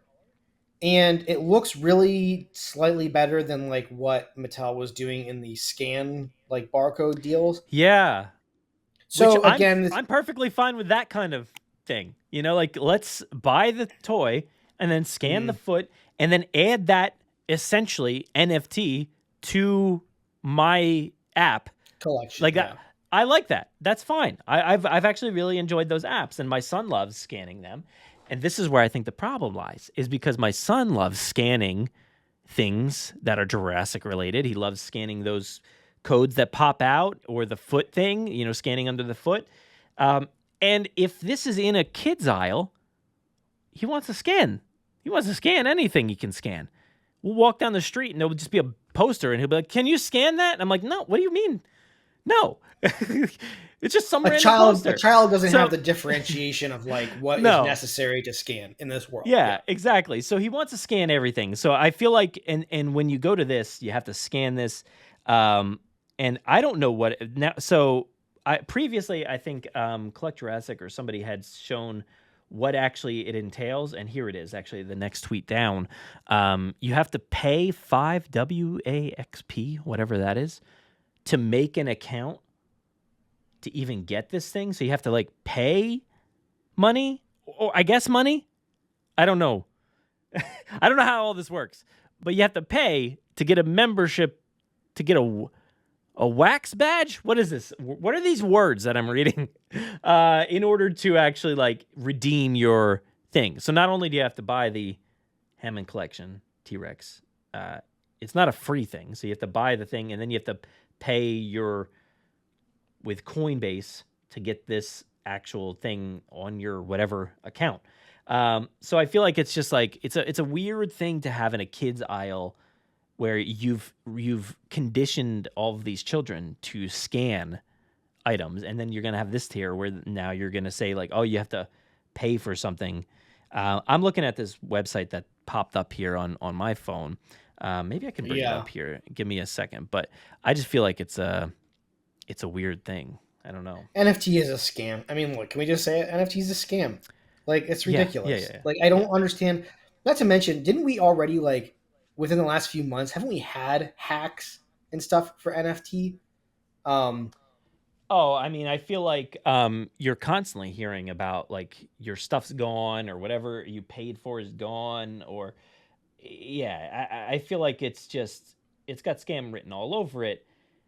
And I think that, like, hey, if they wanted to take advantage of this, they completely missed the mark, because they did it at what I feel like, from my perspective, is the downfall of NFTs. I might be wrong, but personally, I don't see anything about NFTs anymore. We keep seeing that crypto and stuff keeps like taking dives or whatever. So I guess that all connects. I don't know. I'm no pro on any of this content here, but it just seems like a weird time to do this. And it's like they missed the mark. They did it at the tail end, what feels like the tail end. And I just don't know that was the right timing. So I did bring it up here on the stream. If you're watching the stream, if you're listening to the podcast, go watch the videos. It says unlock your Hammond Collection thing. They partnered up with Wax, whatever that is again, to do this. So you got to shop between 8/28 and 11/26/2022. And to get your receipt, you got to take a picture of your entire receipt, email your photo of your receipt to this Jurassic NFT thing, and then you have to register. You have to register after your photo is submitted, which the text is crossing over here, which is like, why? Like, what is going? Fix this. You'll receive an automatic confirmation and a request to complete a registration form. Blah blah blah. Whatever. So it's like they're really making you work for this thing. So I don't know who's getting this, to be honest, but like I wonder, has anybody done this? Please let us know. Has anybody done this? I feel like this is a perfect transition into the Jurassic Ops topic, because I feel like this is the I'm gonna use the word race to the bottom. Like, this is part of that race to the bottom. Like, come on, who is really going through all this trouble for this animated GIF that just lives on your phone? It takes up space on your phone. Like, I don't know, man. Like, I don't get it as a concept. And, apologies if you are into this, whatever, sure, you're into it. We're all into different things, I guess. But like, I've never understood the value of this, and everybody will say, well, yeah, it does have value because it's connected to a blockchain or whatever, blah, blah, blah. And that means nothing to me. I'm part of the right clicks, download or save community. So I will just take literally all I got to do is just like, okay, I'm just going to take a screenshot of this page right here and be like, I got the T-Rex. Oh, I can enjoy this artwork forever. Yeah. We're seeing the downfall of it already in games, right? Where it's like, oh, you're going to be able to buy NFTs. And the difference is that like some AI made pixel number 7,422 blue instead of cyan. And now it's like an NFT. Now it's different, right? And you've paid for it. And you own it. It's like, this is no. I understand.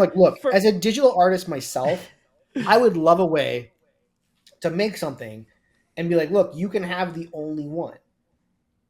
Sure. I get it. It locks in the trust factor that like you have a number of copies of this digital art, but that's why we have traditional art. And that's why traditional art is worth so much more money than digital, because you can't back up the files that made this painting, I don't know. I mean, I guess I hate everything about this. But yeah, I don't know. I love regular art. I've got posters literally everywhere in this room. And this thing was probably like $50 to $70 for this Star Wars one right here. And I've got several of those kinds of things all over because I like collecting art is part of my collection process. Like I collect toys, but I also collect art. Just like toys, I've got bins of art that I've never put up on a wall, and I don't know when I ever will. So I mean things that are like actual, like a painter did something individually. No, I know. Like the posters that we have, that starts as digital art. This is all digital backed up. Yeah, this has got it on its computer. But but yeah, what you're talking about, like Picasso being like, "Yo, here, take this," like nobody exactly has how Picasso sounds. Picasso. Great. Hey, take this. I got this. I cut I'm off my Picasso. ear, Take my painting. It's definitely what he did. I remember that episode of Doctor Who. Was it Picasso? No, that was a different guy. What was that? What was that guy? Was it? No, that was not Picasso. He's not the ear guy. Who's the ear guy? That was Van Gogh. Van Gogh. Van Gogh's the ear guy. That's right. Anyway, I'm not a huge fan of this idea, and I don't know. Like NFT community will argue that this doesn't take away money from Mattel and from your toys and your paint jobs and all that stuff, which I feel like it does and has shown that it is, because it feels like the paint jobs are getting lesser and lesser as we're going on here. So they will argue that it doesn't take away. It'll only provide more funds down the road. But when are we going to see that? And I don't think we'll ever see that for Jurassic. I feel like they just missed their mark. But yeah, hopefully we don't see any more of this. And hopefully there was not much of a return. Sorry to talk poorly about something, but I just feel like, I don't feel like we need this as collectors. I think this is the perfect transition into the video game. Like, I really do. So yeah, let's go into that because Jurassic World Primal Ops was canned. And I mean, they were previewing it in May. And this thing, it is September. It's canned. Yeah. It's shutting down in October. Like, it's wild. Wow. Yeah. So let me read the thing here that's behind the part of my screen here. But it does say, thank you so much for playing Jurassic World Primal Ops.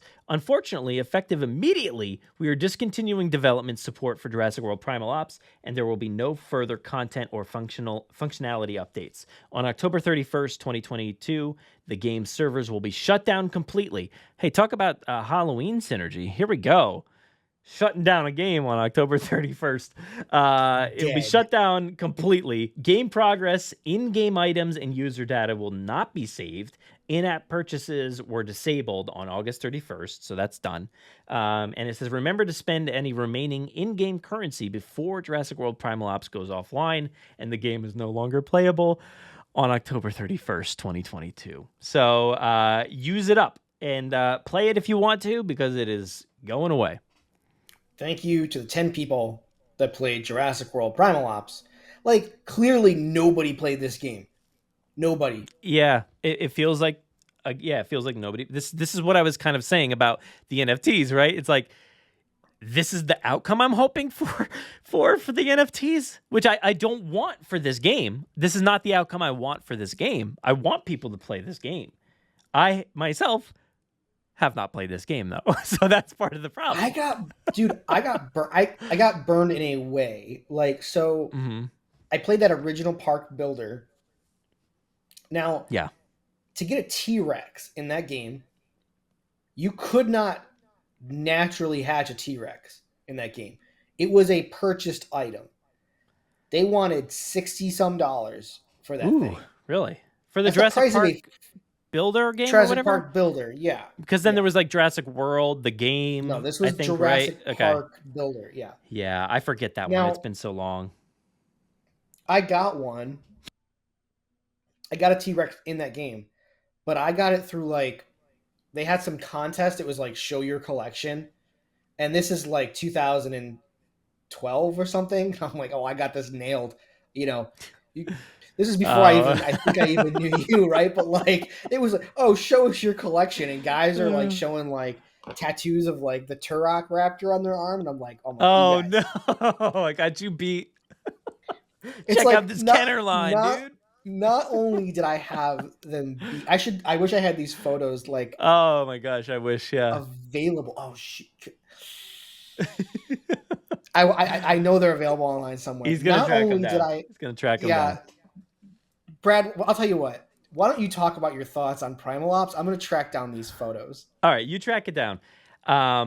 I don't know. I wish I had more thoughts on the game itself. I did not get a chance to play it yet. I will absolutely have to at this point. I will definitely try. And it sounds weird just to say, like, I'll try to get in there and download the game. But you had said you're kind of burnt out on, like, some of these games and these things.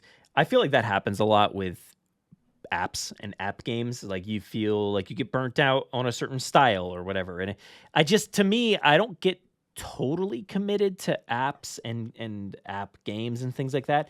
You know, I downloaded Angry Birds the other day, and I'm like, I haven't played this in years. Let me go back and play that. So I've been playing that a little bit for a long time. I was like hooked on Mario Kart because that came out, and I was like, oh, this is actually a lot of fun. Like, I really dig this. But then, like, I kind of got burnt out on that. So, and you were talking about Jurassic Park the game, Jurassic World the game. Like, I got burnt out on those. Jurassic World Live, I got burnt out on that. Even Pokemon Go, like, I played that for a while myself. Recently, I picked that up and started playing that with my son.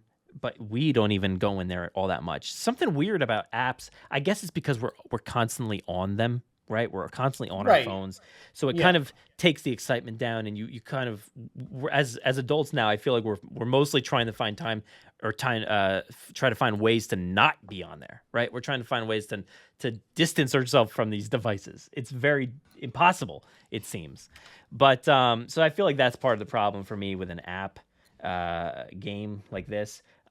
You know, but I say that, but also I cannot drag myself to play Jurassic World Evolution. So maybe it's a dinosaur game thing. I don't know. I can't do it. I can't do it. I mean, phone apps have proven to be finicky in the past. So it's like, yeah, you're right. Why are you going to invest money? Like, I've seen you on Fortnite more often. Oh, than Speaking of that, like, that's a game that we're like, you know, I said, like, oh, I can't bring myself to play it or whatever, and then I played it one time and I won, right? And then I did not play it for a long time, but then I got into it just recently again, and I literally play like every other night now. I do flip back and forth between some games, but for the most part, I've been playing that game constantly to the point where I purchased the Battle Pass, and I've been. You're in, buddy. You're in. I got to past level 100. I've got Darth Vader. I've got Indiana Jones. I've been like getting things, and like I'm buying dance moves now. I'm like, I've got my own NFTs now for dance moves or whatever. Yeah, you know, it's hard to be like, it's hard to judge NFTs, right? When Fortnite is the same thing. Like, dude, my household, we are Fortnite. I'm gonna consider us Fortnite whales. We really have to play. I gotta. That's the thing is, like, I see you on and we never play. Like, my wife and I, we see a costume and it's like we each want it. You can't share them across accounts. I slacked you those images, by the way. But okay. Oh wow, okay. So try to bring it up. Again, really disappointed. Jurassic is the only franchise that has not at all been in Fortnite, and they have the things, but like, what's going on there? It's just like, to get back to my point about the $60 T-Rex, $60 is a full price game, and I won it through this competition in which I obliterated everyone. But like, that game is shut down. I don't have access to that T-Rex anymore. Thank God I didn't spend $60 on it, you know? And Fortnite Fortnite will eventually become that, you know? And, but here's the thing. Yeah. Before Fortnite goes under, I'm going to go in, I'm going to set up all my favorite characters, and I'm going to screen grab my favorite ones, and that'll be that, you know? Like, take a nice little video of your favorite dance, you know? Yeah. You know? I mean, you're good. Who doesn't want to see Darth Vader doing the Korn song? You know, it's Korn. No, that's not the one they just released. They did just release some TikTok. That? No, they released the one where it's like, my money don't jingle jingle. Oh yeah, I did see that one. I saw the Savage one. I actually got the Savage one because I'm like, it's so hilarious to watch Darth Vader do that. Right. Yeah, and it's funny. Like, oh man, the corn one, that's hilarious if they have that. Dude, if they do the corn one, I mean, it'll be a month or so, but like, oh dude, the corn kid. Oh, my wife loves the corn kid. You're right though. Like it's a fine line, and I was gonna bring it up before about the NFTs, but like, yeah, I mean, I with Call of Duty or whatever, like I've purchased many skins in there, and like, if, like you said, if they ever, which they are, they're going to be doing a Warzone 2 coming up very soon. Will that stuff cross over? I actually don't know personally, so I don't know if like I'm going to be able to use my skins in this new game that they've set up. It's going to be the same game but a new version. Like, I don't know if that's going to be the case, so we'll see. But eventually that will be the case. So for any of these things, Fortnite or whatever. But for now, I'm enjoying it. I'm enjoying it while I have it. And that's where I think I'm spending the money for a game, is that like I'm paying for my enjoyment for a free game. By the way, Fortnite, you don't have to pay to own. So I paid $7.99. Well, that's the thing. Yeah, you don't pay to own the game. Like, you can download the game for free, but you pay $7.99 for the battle pass. Then you're like, as long as you get enough points, you can carry it over and just not have to buy it again. But like, you buy your skin, or your, if you want Spider-Man or something, you gotta. We're even going further into it. We're in the monthly pass where we pay $15 a month. Here's the thing: $15 gets you the current battle pass, gets you 1,000 V-Bucks. Like, it's like you can easily see how it's worth more than $15. And like, but that's how they get us, is we're an automatic $15 every month. Yeah. At $15. This was not meant to be the Fortnite. This was not meant to be the Fortnite. Yeah, podcast. But what were we talking about? You were talking about a contest for the game. Oh yeah, I mean, so if you have those images, you can actually see what a majority of my collection looked like in 2012. This is not all of it. This is 2015. Okay, so then maybe not that image. Then take that image out. Okay. So I had like these two, but like it gets crazy. Yeah. Oh, you can tell this is absolutely a 2012 picture because of the frame that you put it in for Instagram. Yeah. This is 100% back then. We were all doing terrible filters and terrible frames. Yeah. All right, so here you go. Oh, you got a nice little badge down there. Oh, Jurassic Park Builder. It says it right there. You had to post the Jurassic Park Builder deal or whatever in your username. Look at this collection. Look at this. This was 2012. Nice. This was my Kenner collection at my parents' house. Oh wait, so not the Kenner. You have 2 command centers? Maybe my friend didn't take it home one weekend and I forgot to tell him.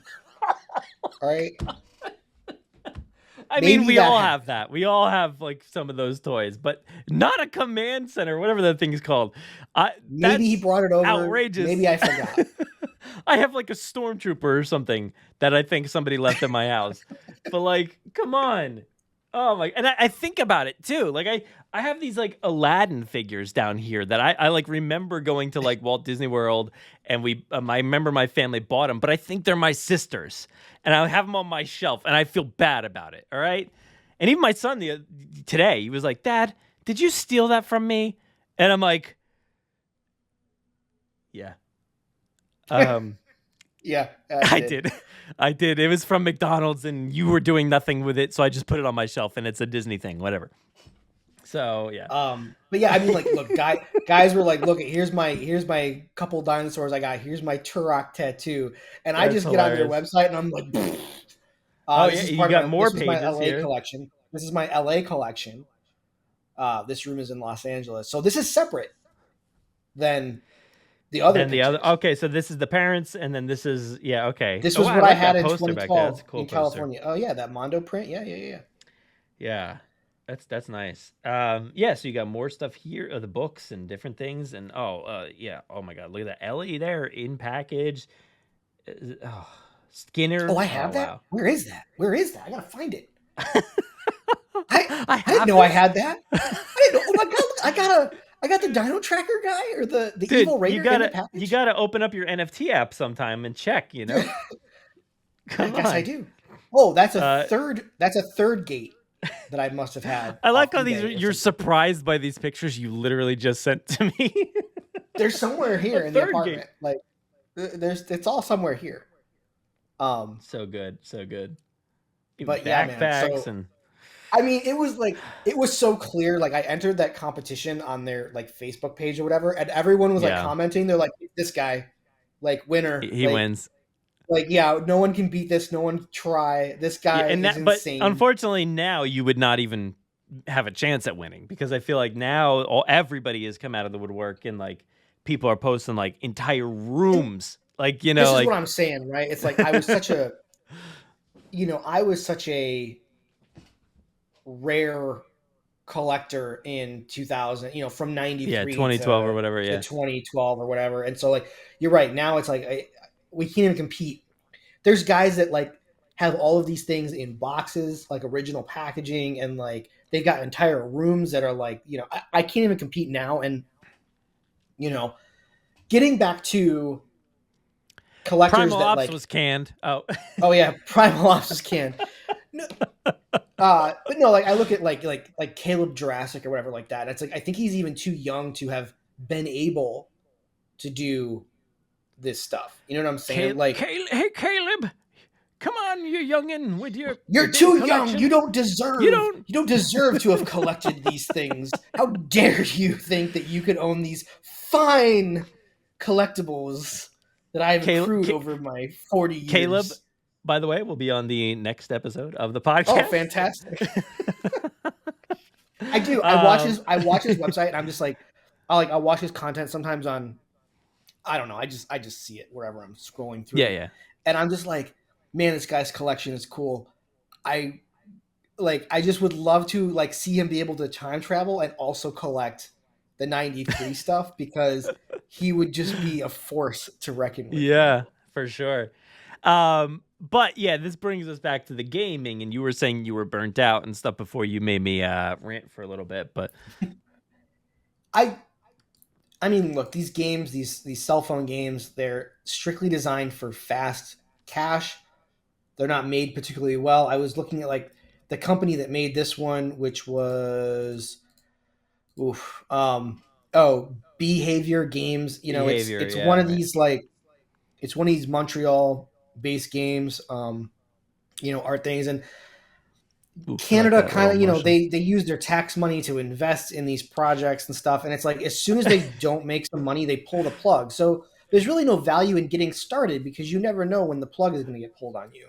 Can I just point out real quick, if you're watching this episode? Oh, and it's got my favorite T-Rex image ever. This T-Rex, like, I love the motion behind here, how the background moves, but the neck on this Rex is outrageous. Yeah. I've never seen anaconda. This it's an anaconda Rex. A Tanaconda, if you will.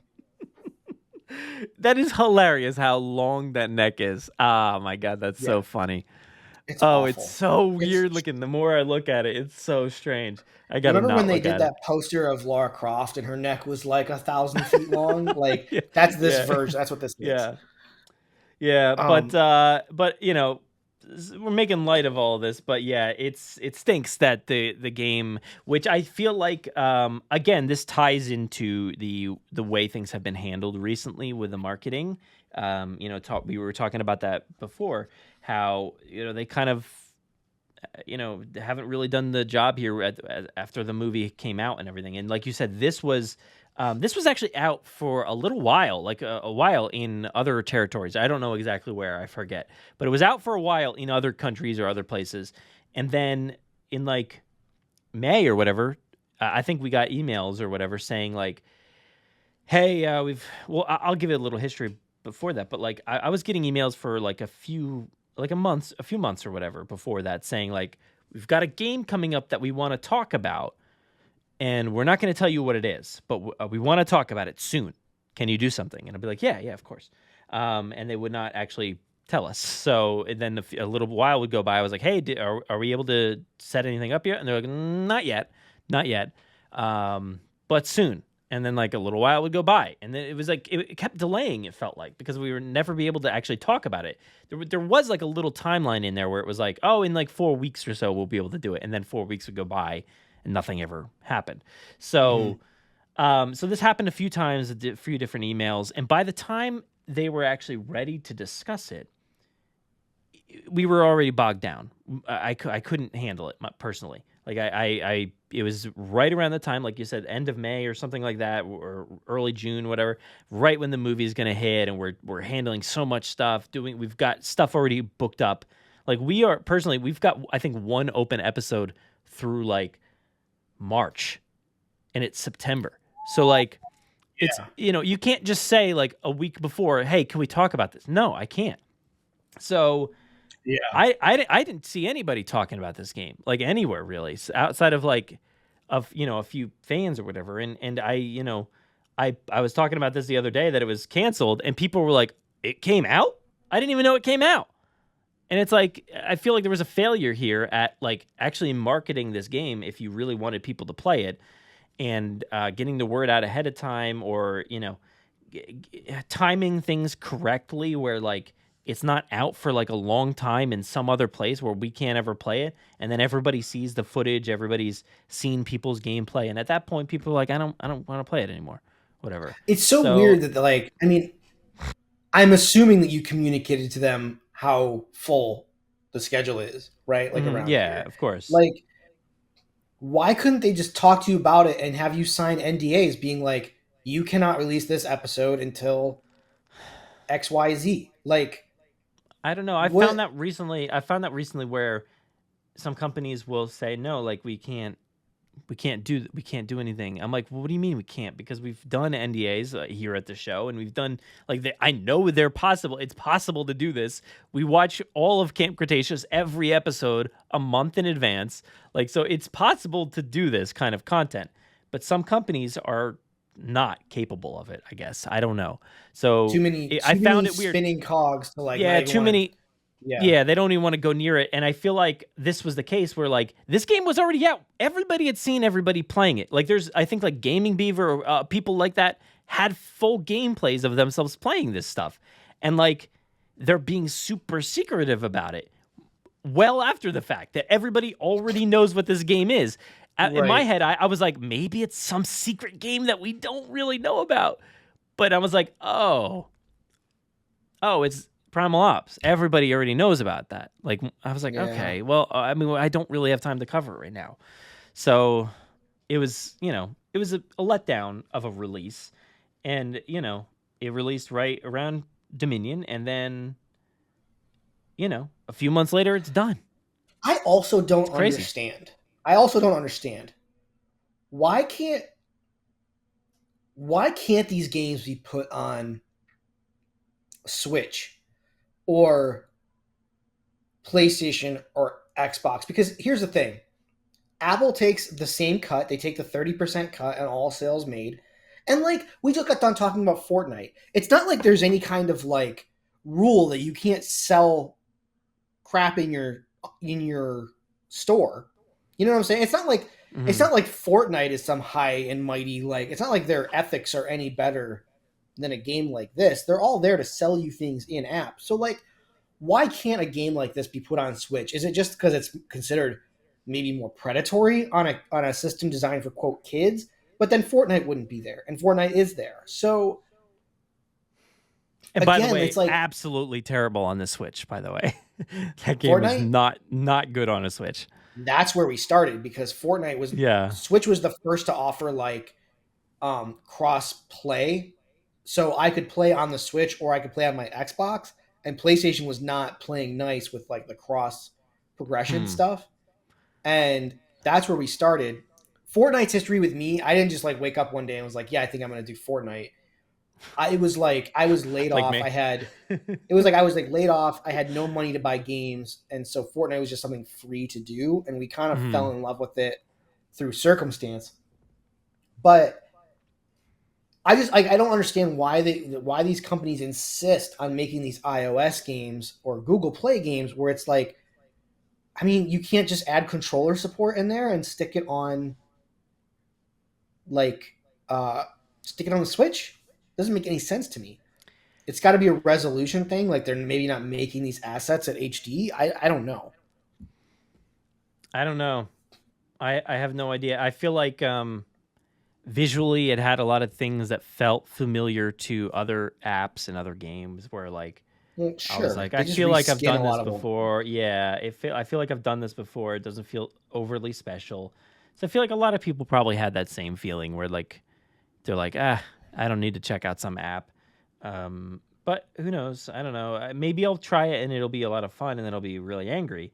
But I don't know that I will be. So we'll see. It looks cool. Whatever. It looks cool. But I feel like a lot of these features look familiar to me, whether it's Jurassic World Live or Jurassic World the game. Like this kind of screen here looks like Jurassic World the game or Jurassic World Live. They all look the same here. Right. Yeah, they all look the same. So, yeah, it's tough. But I don't know. It's a shame. It's a shame that it's getting shut down so soon. And I think last time we chatted, we had talked about the Jurassic World Alive. I think, the Jurassic World Live like company laying off like 17% or something of their. Was it Jurassic World Alive or was it something else? I forget. I don't think you and I talked. Is this Ludia? Ludia laid off a bunch of people? I think so. I thought we talked about it in the last episode. I don't think we did. But I don't know, maybe. But whatever the company was, it didn't sound like it was going to be affecting the product, but it was, something to hopefully help them, keep going. So, yeah. But yeah, that's the end of the game. So make sure you do it before Halloween. If you want to see a really long necked T-Rex, I guess, you can go do that. Any final thoughts on Jurassic World Primal Ops? I mean, I'll just say, like, look, I just bought a Backbone for no other reason than the fact that I was curious about it. Nice. How is it? And almost, I mean, it's cool, but most games don't support controllers. So, yeah. I mean, look, if you want to make these games, I'm just saying this to cell phone developers out there, please put in controller support. Like, you might gain some audience of old guys that don't want to touch the screen every 2 seconds, Yeah. And the old guys are the ones with money. Just saying, like, why are you catering to the kid? The kid doesn't have any money. Put controller support in the game. I got the money. Well, the kid likes to just hit things and buy things, and no one knows the difference until you check the account later, and you're like, "Well, wait, who did this?" Sounds like a you problem. Maybe. I don't know. I'm sad that it's getting canned here, but all right. So what have we talked about so far? We've got Bryce passing the board.